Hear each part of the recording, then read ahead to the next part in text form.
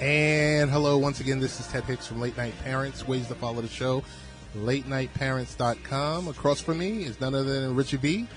Teddy Ted. What is happening? What's going on? How's everything? Everything is everything. Brian Graves is holding down the boards as usual. He's running a tight shop. As always. A lot to get into, kind of a packed show tonight. Our lead guest is Allison Johnson, friend to the room.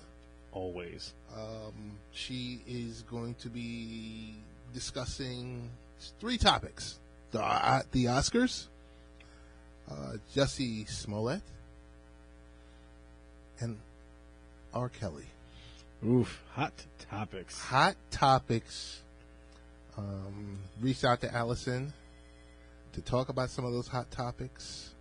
In regards to what's happening out in Hollywood and what's happening out in the music industry. Okay. So she's going to be joining us. Do want to give a big shout out to 1240 AM WGBB 95.9 FM. Also, all of our affiliates that do play the show in podcast format. We want to thank everyone that downloads the show. Big week this past week. Was it? I didn't look at it. Oh, I didn't look at my numbers. goodness. Big week this past week. Nice. A lot of different podcasts were recorded. At the end of our show, third segment, our friends from Chevrolet will join us. Alejandra Gonzalez, the product manager of remote services for Chevrolet, will join us to talk about the MyChevrolet mobile app. I am a user of that app. So, are you using the vehicle locate one option?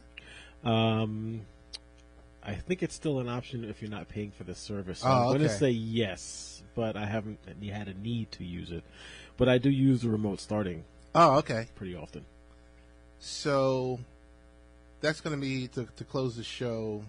A lot of shout outs before Allison joins us. Safer Alarms joined us this past week. Mark Tolan, the CEO for Safer Alarms, is the product that puts fire safety at the source. Red Week also joined us this past week. Valerie Hines, the customer service manager for Red Week, talked about the largest online marketplace for renting or purchasing timeshares. What's the name of that place? That place is called Red Week. Red Week, okay.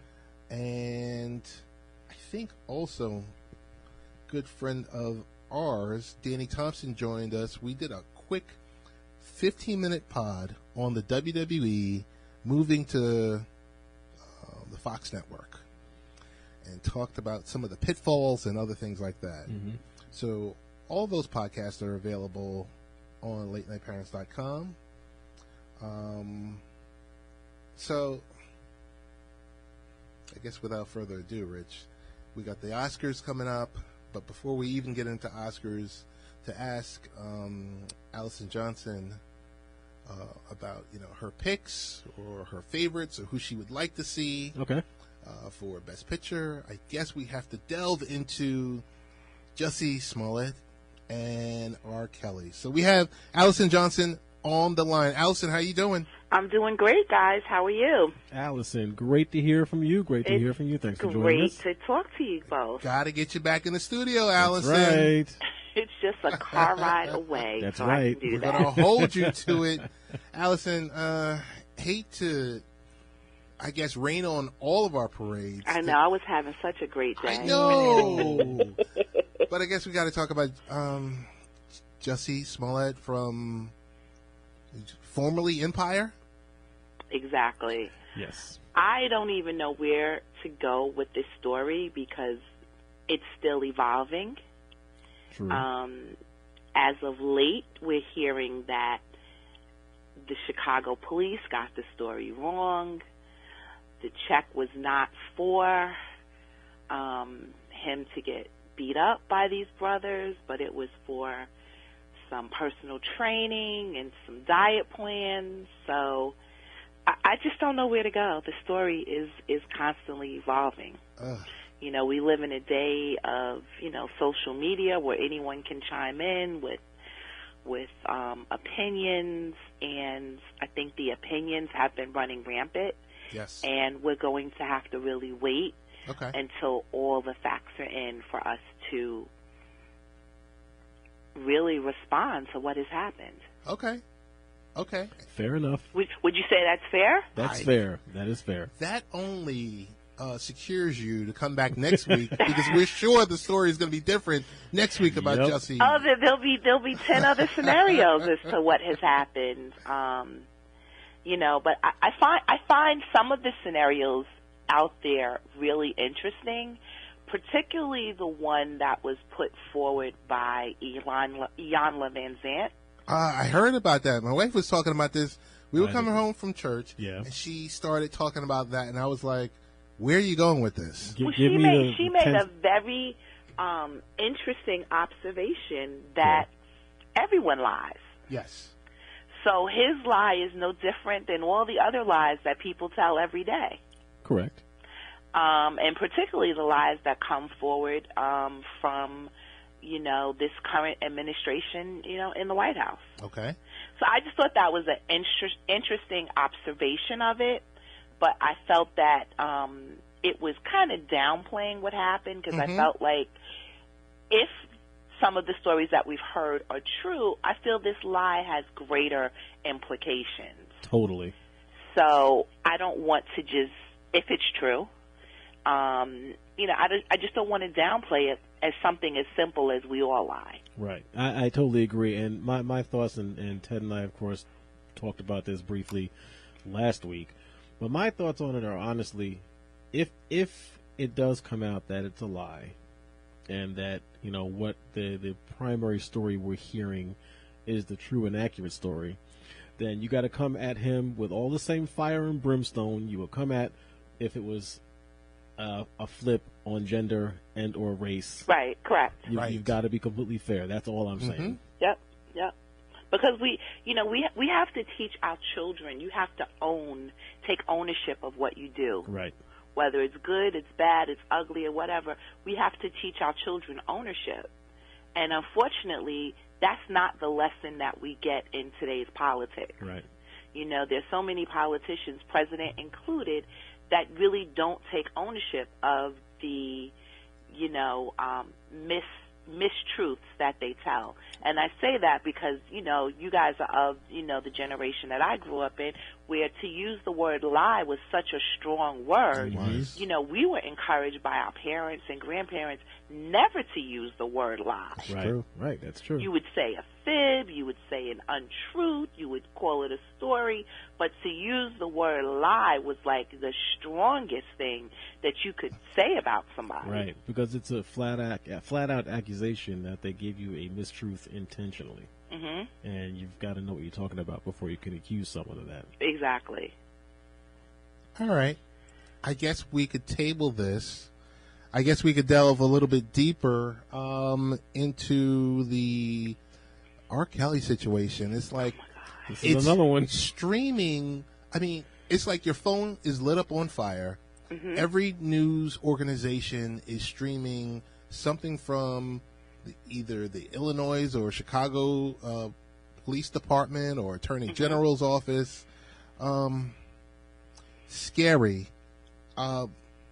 This is nothing new with RKelly because we've been talking about stuff like this. I mean, he married a 15-year-old young girl 25 years ago. Right. So I think you and I, Allison, I had posed a question, and which was a hot topic, and I'm not looking for a hot take, and if you don't want to address it yet, it's okay. But I you know, and I'm probably going to get blasted, but it's okay. I said at any point with any of these situations with the young women or young girls that were taken advantage of. Allegedly. Got to throw that word in there. Just allegedly.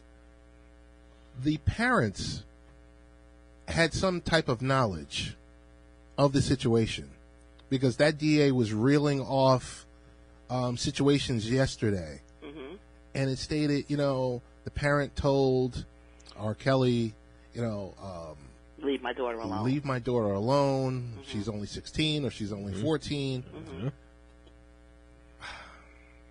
So does the parent,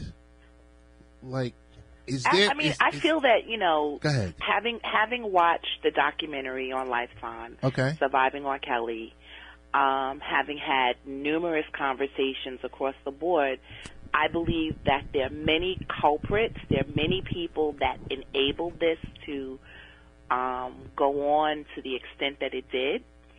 And I agree, yes, the parents play some role in not being able to have adequate control and responsibility for where their children were at specific times. Allison, what about the parents that have taken money, some form of settlement? Yeah. Because we also know, because there's not enough money you could pay me that this would be okay for my child. You know what? Well, I'm sorry. There's just not enough money. But I think that's also a part of who RKelly chose to prey upon. Right, that's true. And also I think it's a part of, and I'm putting the blame on those parents, falling for the mystique, it's RKelly, the artist, and my child is getting in close with him and he's going to do something for them, and falling for that and not looking and listening to, as Ted said, to what we've been hearing and have heard for decades now. This is no secret. Right. This is nothing new. I mean, I have made a choice not to watch the documentary because I didn't watch it either. I didn't want it to in any way support, be supporting the RKelly cause. But and I've heard from many people that it's worth watching, and it's good information. I think if nothing else, you guys are actively engaged in the community. You guys have children. I think anyone who has watched it, who is aware of the allegations that are in the documentary, right. I think it's important to have conversations with the young people that you have relationships with, male and female. Okay. I think it's important to at least have conversations with them. This is what a predator looks like. Yes. Because I think that's a conversation that doesn't happen in families and in community organizations. So if nothing else, at least begin to have that conversation with young people that you are associated with. Have that conversation with other parents. Right. That these are things that you need to look out for. I think sometimes people are so trusting of people in their circles that they blindly allow their children to go off with people, that you have trust in. Right. Clearly RKelly was someone that, no one should trust. But I think there are other situations where people, allow their children, whether it's in like a sporting program, whether it's something at the church, whether it's at the local community center. I know growing up, I would say, Mommy, can I go to so-and-so's house? And my mother would say no. And I'd be like, but there are they're a deacon in the church. There are men. My mother was like, I don't care who they are. You're not going to their house and you're not spending a night. Yep. Oh, mine was the same way. So I really think, this needs to be an eye-opener to parents, to families, to community organizations to begin to have these conversations with children and young people. And I say male and female because it can happen to any gender of a child. Absolutely. To know what a predator is, to know the behavior of a predator, to be aware of the things that the predator may tell you, not to tell your parents or not to report it. Right. So I think if nothing else, those conversations need to happen. It's true. Everything you say is valid and true. And, of course, we hope that these things didn't happen just for the sake of the alleged victims. But if they did, and, as what little I have heard about it, is that, on some of these charges, the statute of limitations may not have expired.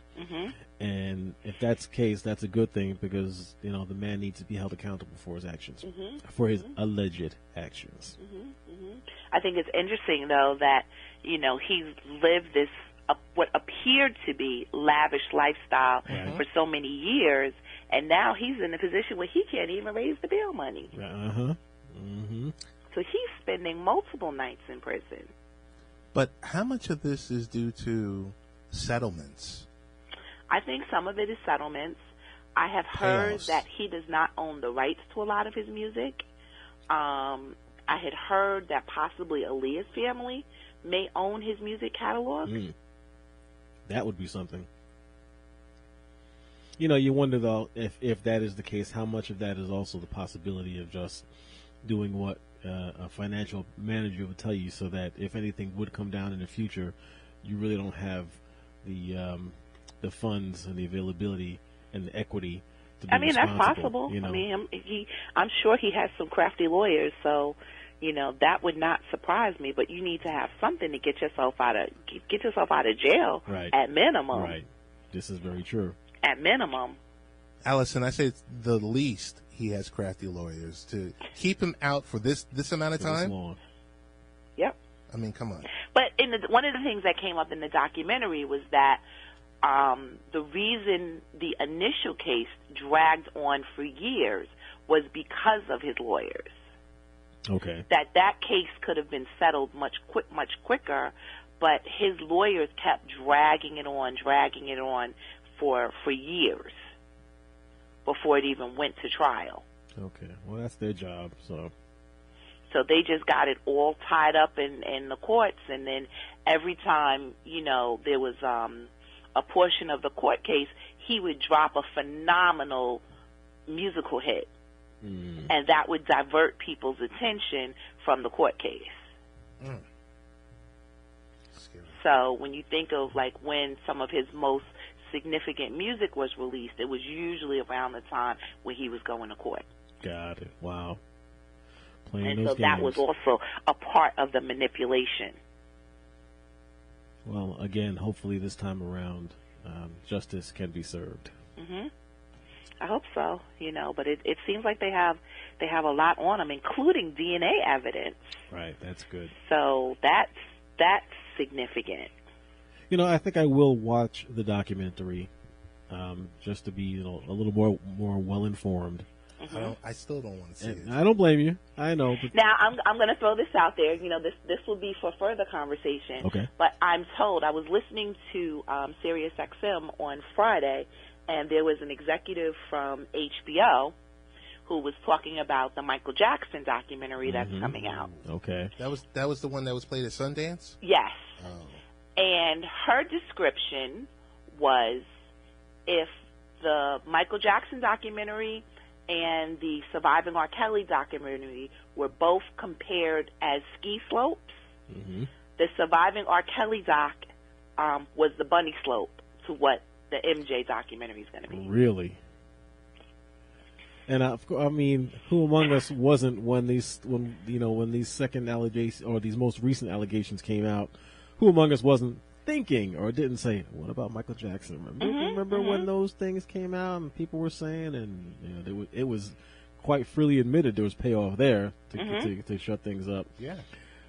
Wow. That's so. I mean, we'll have to wait and see. I will definitely watch and be happy to come in and talk to you guys about it.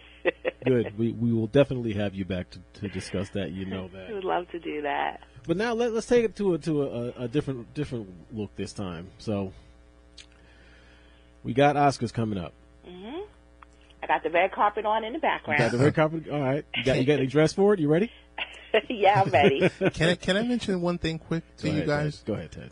The allure of the Oscars. Has anything changed?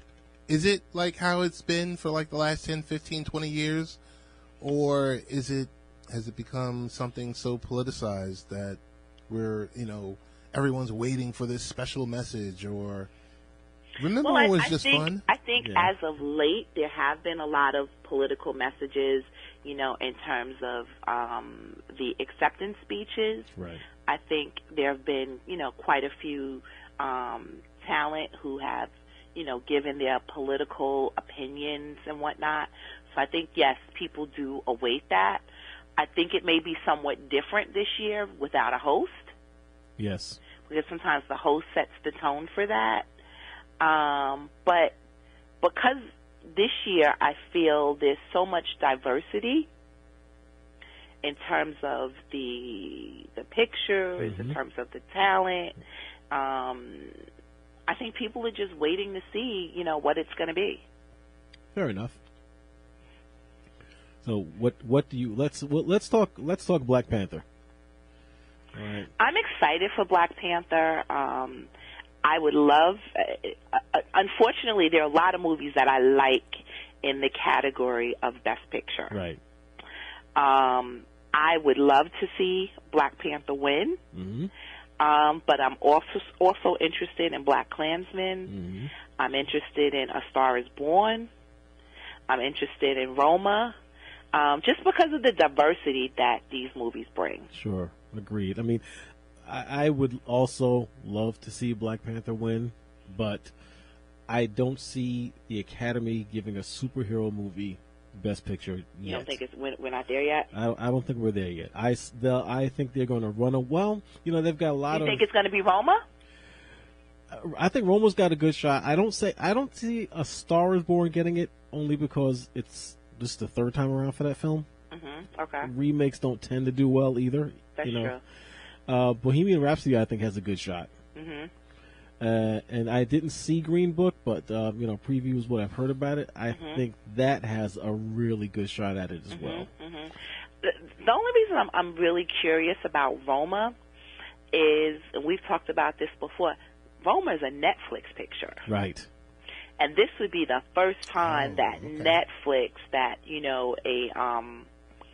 a streaming provider would win. Yeah, that just shows you the power of Netflix. I mean, we see it, in the past we've talked about the Emmys and, how the Netflix nominations kind of outweigh the broadcast nominations. Right. So to see Netflix kind of moving into this territory, I think is very, very interesting. I think it's a good sign. I mean, it's funny. I was just doing my normal Netflix viewing the other night and looking at the homepage, and you start to see that the majority of what they're putting out there, of course, that's their advertising, but so much is Netflix produced content. Definitely. From comedy short stuff, 30-minute shows, the comedy specials, the full-length features. They are, a force to be reckoned with. Yeah, well, I think you're going to see greater consolidation of the Hollywood studios, just so that they can compete with Netflix. Okay. So I think that's something that we should expect to see in the immediate future. And at what point do we really consider Netflix a Hollywood studio?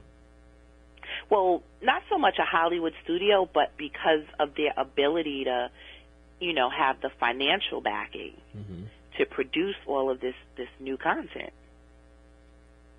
I think it's interesting. All right, so we're getting ready to wrap this up, Allison. We know we can find you on Twitter as Miss Alley Rock. I am there. I'm also on Instagram at Ms. Alley Rock. Okay. Okay. And I'm on Facebook at Allison Johnson, and that's Allison with 2 L's and 1 I. Got it. Allison, can't wait to get you into the studio. Well, you call and I will answer. You got it. You got it. Thank you so much. And Dr. Michelle told me to tell you guys hello. Oh, hey, Doc. Hey, Doc.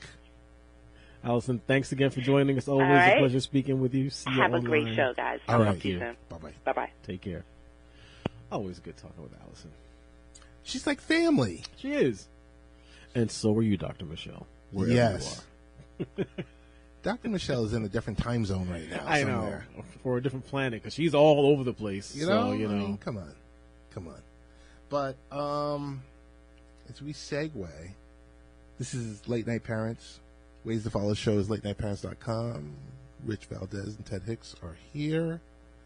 Brian Graves is holding down the boards.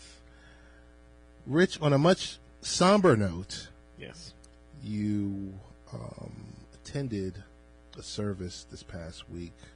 I will turn this over to you because I don't want to butcher this up. Well, there's really not much to butcher. So, again, We are talking a bit of a local bit of news here. A New York City detective, Detective Brian Simonsen, was killed a week ago in what turned out to be a friendly fire situation while in the midst of helping to stop a robbery. The detective was killed. Of course, this is sad. He was well known, kind of young guy. He was only like 42, leaves a family, lived out here on Long Island where we are.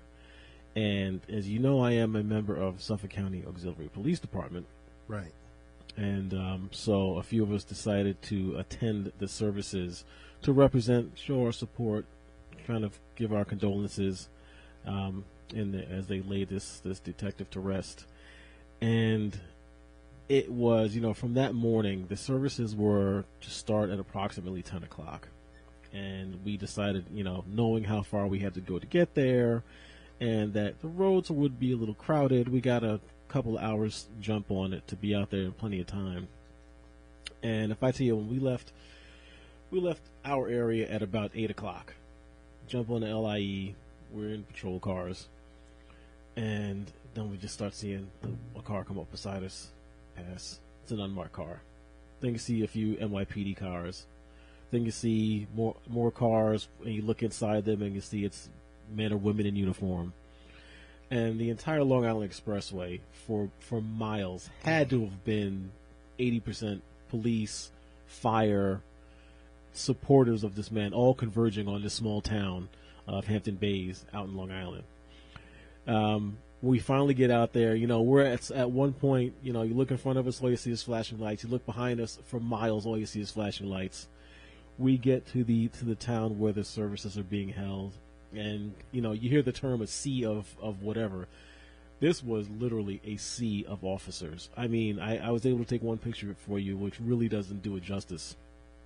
But, as they began the service, we couldn't get anywhere near the church. That was really reserved for immediate family dignitaries. The mayor was out there, and the police chiefs were out there. Right. Of course, the family was out there.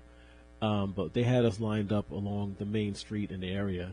And it had to have been about 8 or 9, probably 10 police deep from the street, looking, again, as far as the eye could see, just blue uniforms, blue caps, white gloves.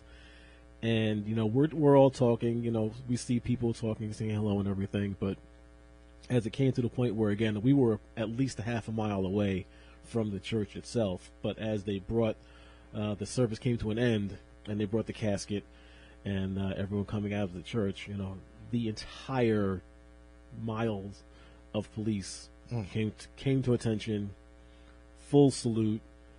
You could hear a pin drop. You heard nothing. It was, it was a true sign of honor and respect for this young man. And I'm calling him a young man because I'm older than him. And, again, 42 is really young, and he gave his life for the community, doing what he wanted. It was a sight to behold as the procession came through. Everyone was able to give their last respects to this man, and it's an honor to be a part of it. So again, condolences to the Simonsen family. Thank you, Officer Ryan, for what you did for us. Yeah, that's real. That's a real situation there. And people, I think regular folks like myself take for granted the service that law enforcement does for us, because Right. a lot of times people are quick to point the finger at them. Sure. You did this, you did that. Sure. We didn't like the answer you just gave us. Give us your badge number and all this other stuff. But and I mean this with the utmost respect, that the thankless work. It can be. I think a lot of that depends where you are, how you present yourself to the public. Without question, as in any position, there are good apples and there are bad apples. Okay. So let's I'm not going to sit here and say all cops are great and everyone does the things the way they should and behaves the way they should and is respectful and everything else. Not even going to go there. I will say the overall majority, are good people. But yeah, it can be thankless, and it depends where you are. I mean, personally, I have never had an issue yet when I've been out in uniform, in the public, in my neighborhood, in my area.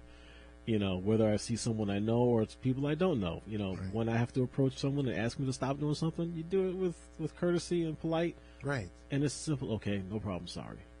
No yelling. You got to tell someone that they can't go down a block because there's a parade. They may get a little upset. I understand it. You're being inconvenienced, but you show people respect and courtesy, and they tend to return that respect and courtesy to you. So as we segue,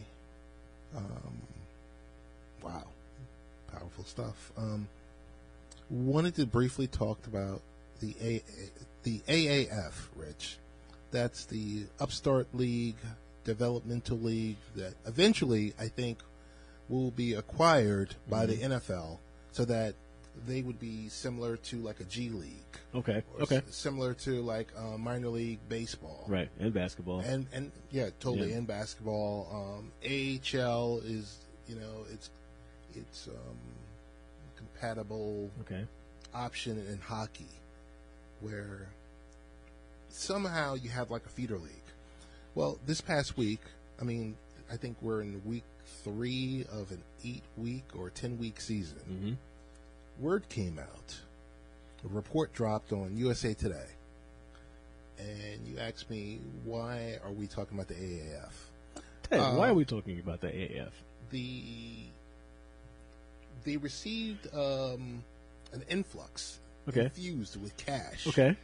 $250 million. That's a nice chunk of change. Okay, so you had a lot of naysayers out there. Right. They're like, why are they receiving money? They're about to run out of money. Okay. And what's so sad is so many people, and so many of these people that have opinions, and that's everyone on Twitter. Of course. Has an opinion. You and I. We have opinions. We have opinions. They're kind of guarded. We give opinions about stuff we know about. Correct. We try to. Right. So the AAF receives this level of cash. Okay. And the thing is, with any startup, you're going to have Series A, Series B, Series C fundraising. Right. That's going to take place. For some reason, people just don't remember or just don't understand how business works. Okay. So it's funny that you have a new upstart league that's doing pretty good in ratings. Okay. They've the NFL Network and TNT and CBS. They've all tied in to help them with TV money. Okay. You have the owner of the Carolina Hurricanes NHL team who decides to say, you know what? Instead of doing your A, B, and C, I'm going to give you $250 million. All at once. All at once. I am now the chairman. He bought his way on the board. He bought his way on the board. But okay. But that's how that works. When I look at it, each player gets paid $250,000 for a 3-year season, for a 3-year contract. Flat rate. Flat rate. Okay. You're in there for $250. Okay. There's 53 players per team. Okay. There's 10 teams. Okay. You do the math, it comes out to roughly $34 million per season. Per team. Overall, with all the teams. Okay. For actual players. So okay. it's about $34 million. So over a 3-year period, $106 million. If you do the math, and if they were running at a negative or had nothing in the coffer, right, they would still be up at year 3, based on players alone, $44 million. Okay. Okay.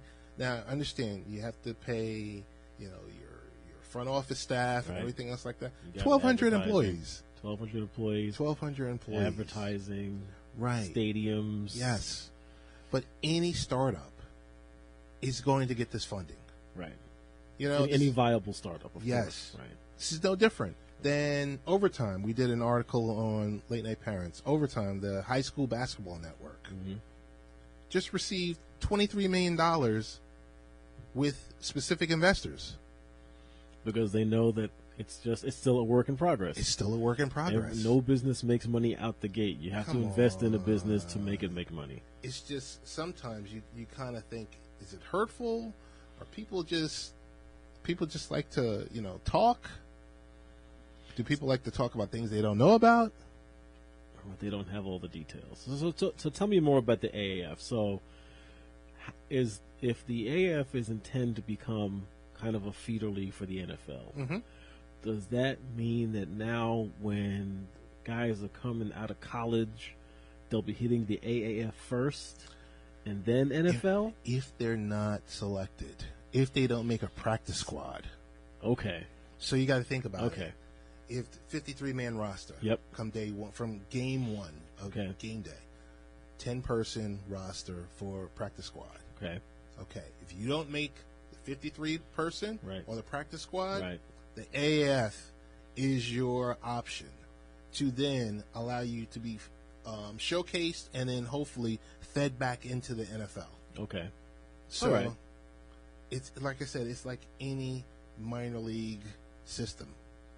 And if it works the right way, then some of those players will be back. Right.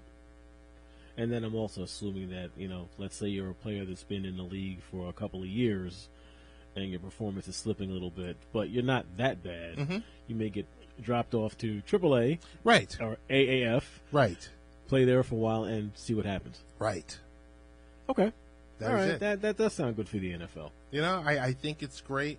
I hope they acquire, year 3, year 4, right, where they could say, okay, because like I said, there's a lot of good people that are working in this developmental league. Mm-hmm. A lot of ex-NFL general managers, players, coaches, all the above. So in our local area, do we have an AAF team? No, we don't. Okay. No, we don't. Or at least not this iteration. Okay. We don't have it. Wanted to briefly talk with you about, there's 2 things I wanted to talk about. I don't think we're going to have time for both of them. All right. I guess we'll leave it for next week. 15 unwritten rules of communicating in the digital age, which is very interesting. Hey, we will post on Late Night Parents the Cradle of Aviation Museum. We have something coming up there soon, don't we? We have something coming up there soon. We're going to be doing a giveaway, 2 giveaways for, I think the event is happening on March 3rd. Got to put it on my calendar. Yeah, so I spoke with the folks there. Really excited to work with us on a few things. So that post will happen this week. Did you hear about Robert Kraft? Heard about Robert Kraft. There's so many different stories there, but there's one underlying story that is not really getting the same buzz on the headline. All right. What underlying story are you referring to? Everyone is talking Robert Kraft and happy ending. Happy endings. Ha, ha, ha, ha, ha. And Viagra, and let this 77-year-old man do whatever he wants to do, and blah, blah, blah, blah, blah. Yeah. What about the human trafficking part? How did I know you were going there? Rightfully so. How about that part? Oh, but so we can't talk about that part because then, it goes beyond being just a hee hee ha ha, oh yeah, the old man got busted. Right. To something real. To something real that's happening in Florida, and more than just Florida. It's everywhere. Right. You bring up a good point there. Of course, there's no way for us to know. They say that the prostitution and all that are the victimless crimes, which we know is not the truth. Right. So many of these women and men involved in this are not necessarily there voluntarily, not there because they want to be. There are those who get kidnapped. All the stories you hear, it's true. We don't know if anyone involved with Mr. Kraft was directly, affected in those ways, but still, it's supporting the crime. Right. Why isn't, like you say, why aren't we hearing that side of it? Why isn't that noise being brought up? I don't know. It's kind of to the point where, hey, we want to clean this story up a little bit, Right. and I'm like, no, let it be what it is. Let it be exactly what it is. Mm-hmm. Put it out there. This is the situation, and this is it's not just a situation, it's a serious situation. Right. You know, lives are at stake here. And would you treat it this way if it was someone else? Right. You know, I mean, there was so much that, like I said, I like Twitter. Mm-hmm. And of any of the social platforms, that's what I use. Okay. Yeah, the Facebook stuff and the Instagram You've never stuff. been the Facebook guy. And the Snapchat. I don't have a Snapchat account. No. I never will have one. Pinterest. I don't do that. It's. I will tell you, sometimes the Twitter crowd is a little rough.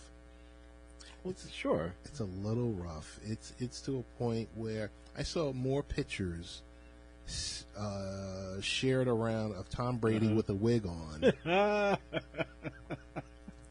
than, like I said, the actual story. I've heard jokes about, will Meek Mill visit Robert Kraft in jail? You know, come on, stop it. So, have they charged Robert, Mr. Kraft, and what they charge him with? I don't think so yet. Well, see what he's facing: 2 counts of misdemeanor soliciting a prostitute. Well, yes. Was he charged? Yes. Was he? Yeah, that's got to go in. Yeah. 60 days in jail and a $500 fine for first-time offense. He's gonna get off with nothing. He's pay his way out of it. Yep. And then the other big question a lot of people were more concerned about than the trafficking is, what is the NFL going to do? Could let it be a player, right? Getting busted like this, and yes, he kick him off, disrespecting women, but all that will be coming out. But he's an owner, a rich owner, $4 billion, filthy rich owner. So rich. Find him, and that'll be it. I gotta ask you this question. Ask me a question, Ted. So you have $4 billion. I do. Thank you, Ted. You have $4 billion. Okay, I have $4 billion. Why are you going down to some seedy joint? Is there like a level of naughtiness that resides in you that if you have $4 billion that you can usher? I could not answer that, Ted.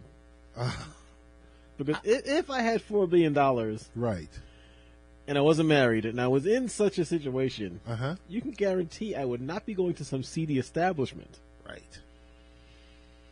No. I don't get it. I don't get it either. I guess you just wanted to be one of the guys.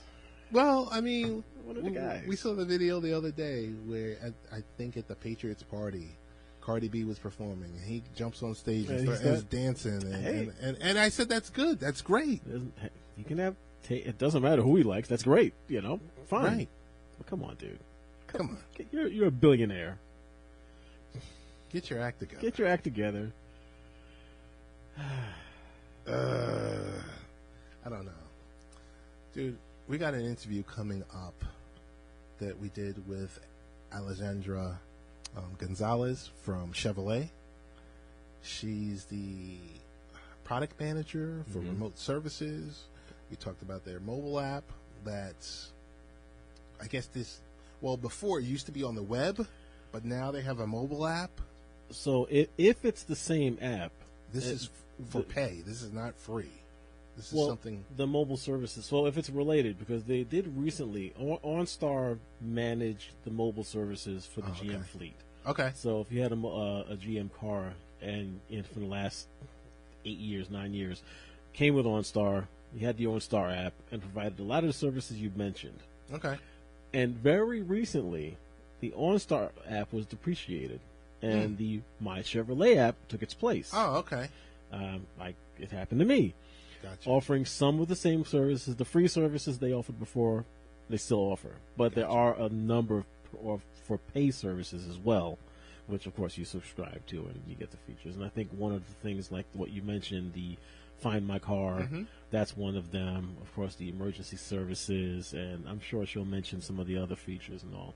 But yeah, but it's a great app. Gotcha. Rich, we're about to close out of here. Best ways to get in contact with you? Late Night Rich. And I am the real Ted Hicks, and we are going to go into the interview, and we will see you next week. Everyone, thanks for listening. Hi, how you doing? This is Ted Hicks from Late Night Parents. How are things? I'm well, thanks. How are you? Pretty good, pretty good. Thanks so much for joining this brief discussion. You can follow Late Night Parents by going to the website, latenightparents.com. I am Ted Hicks. We're speaking with Alejandra Gonzalez, the product manager for remote services for Chevrolet. And I hear multiple people joining. Okay.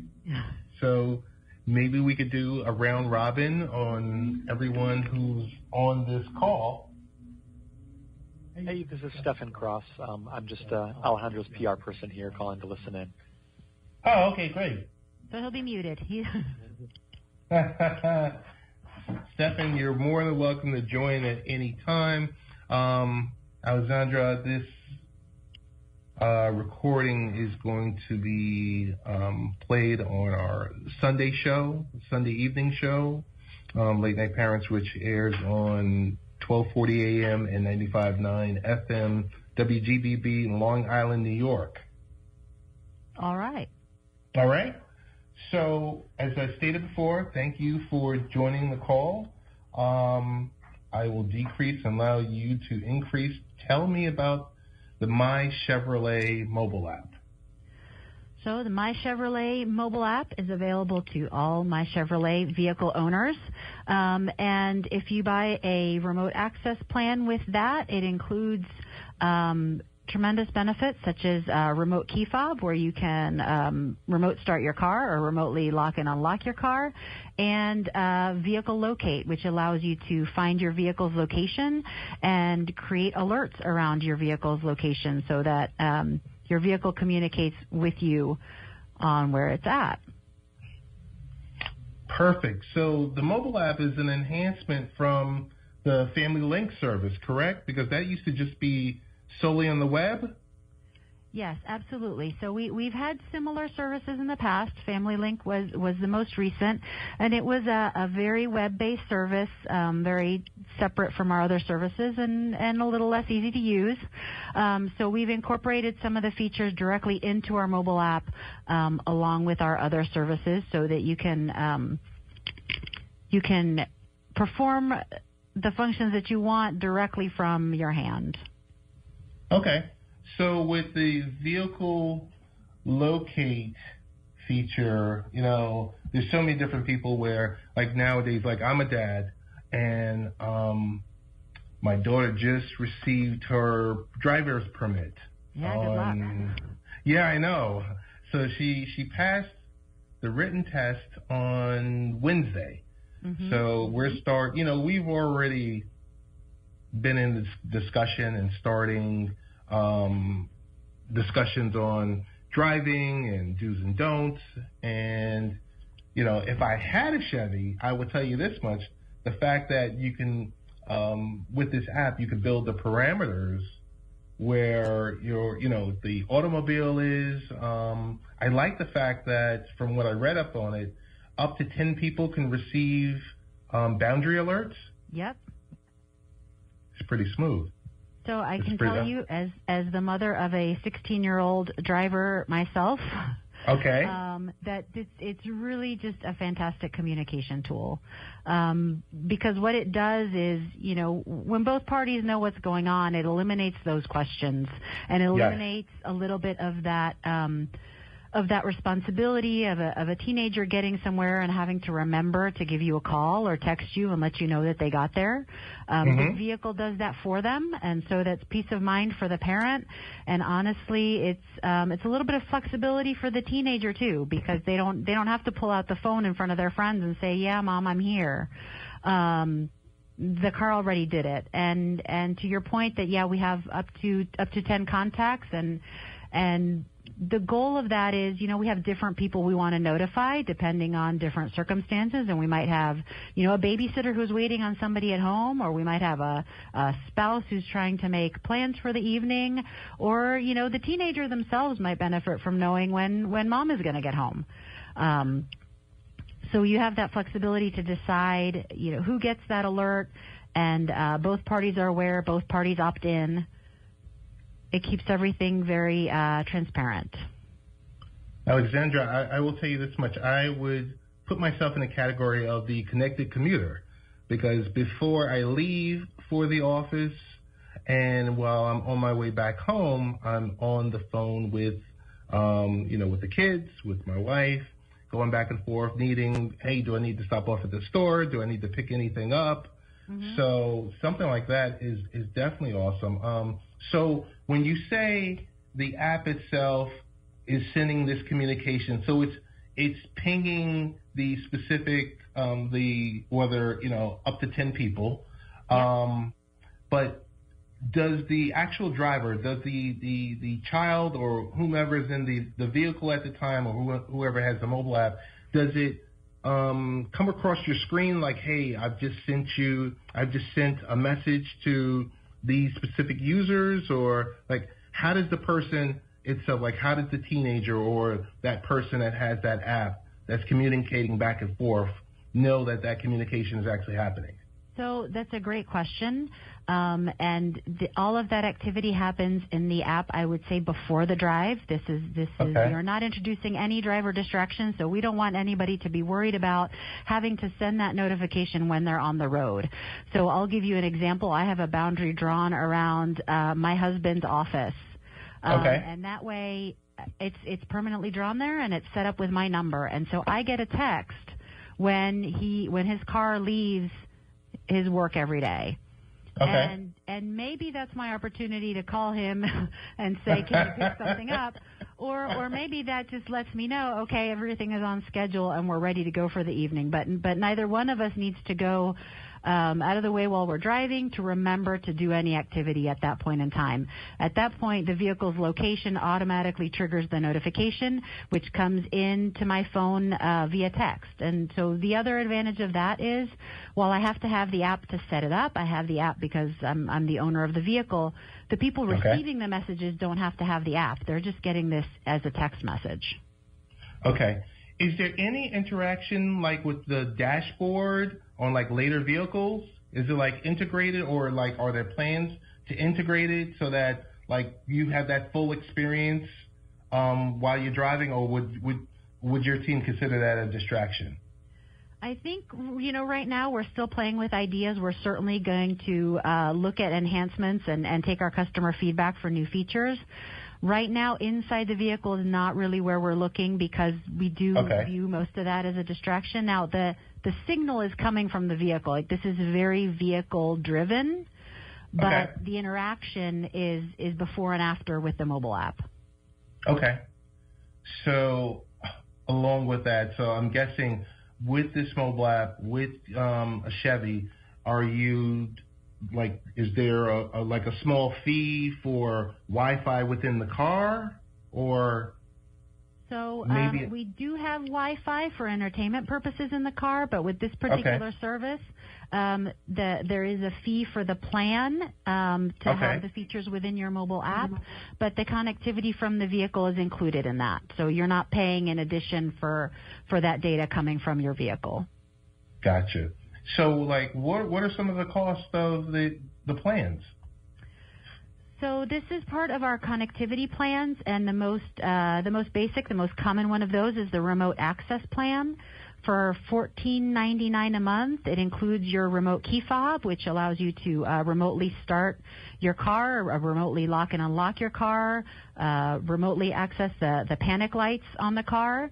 It includes vehicle diagnostics. So another good one, as the parent of a teenager, you can open up the app and see, are the tires okay? How's the fuel? Nice. How's the oil life on that car? So they're not getting on the road and not letting you know that car is not ready to drive. That's excellent. That's excellent. That was going to be my next question, was, does it also give details of the vehicle, like a health check of the vehicle? Yes. Right now it's called the Vehicle Status Card as part of the My Chevy app. Okay, I'm going to go out on a whim right here. Does the mobile app allow you, or is it somewhere built within this app that if you're having an issue with your car, that you can schedule an appointment with the dealer, like with a Chevy dealer, or that's like phase 2 or phase 3 type stuff? No, absolutely. That's in there, and there's actually 2 different ways that you can do that. Depending on what kind of situation you're having, you can link directly to roadside assistance from the mobile app, or if you're at home but you realize there's a problem and you're going to need service, you can schedule service directly from your mobile app. Oh, that's perfect. That's perfect. Hey, I definitely want to thank you for taking out a few minutes to join us to discuss the MyChevrolet mobile app. Your PR team was kind enough to let me know Chevrolet is the platform for social media across the board. Hey, is there any fee for the specific mobile app? I mean, I understand to even download it. I mean, I know there's a $14.99 cost, but is there like an initial fee? You can download the app for free, and it comes with some basic services like Smart Driver, and I believe the scheduling service actually is part of that too. And then the plan that would include key fob and your vehicle diagnostics and vehicle locate, that would be the additional charge. But the app itself is free to download. Got you. We are speaking with Alejandra Gonzalez, the product manager for remote services for Chevrolet. Alexandra, thank you so much for joining today. Thank you very much for having me.